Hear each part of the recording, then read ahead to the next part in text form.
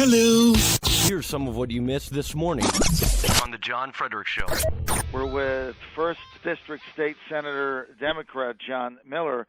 Here's my big question. Senator, assuming that the Democrats win the lieutenant governor's race, that's a big if. You have to win the election, obviously, whether it be Anish Chopra or Ralph Northam.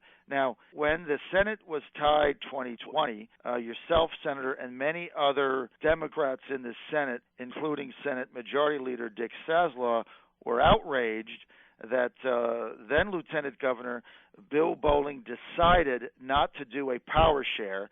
You guys were on my show. You went crazy over it. Now, assuming you win the Senate back or you win the Lieutenant Governor's race, here's my question.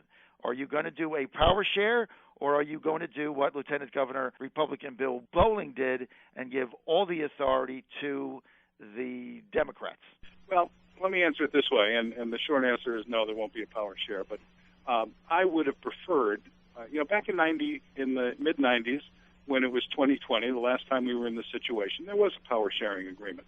And it worked well, and I've talked to John Chichester about this, who was a leader of the Senate at the time when it was 2020. And he said that what they did is they took half the committees, they divided them in half had Republican chairs, half had Democratic chairs. If there was a Democratic chairman, there was a Republican majority on the committee, and vice versa on the other side. And he said that it forced members of both parties to work together. And that spirit of cooperation continued on long after Republicans took control of the Senate. And that was a good thing. And I would have hoped that we would have done that 2 years ago when it was 2020 again. We didn't. The precedent has now been set, a new precedent, that the lieutenant governor becomes the 21st senator. And that's the way it's got to be, regardless of who wins, the lieutenant governor race in November. If Republicans win, they're not going to power share, and so neither will we. Yeah, but two wrongs don't make a right. Well, it doesn't, and I would have preferred that we would have done the right thing 2 years ago, but we didn't, and so now we're just going to continue on with the tradition that has been set, and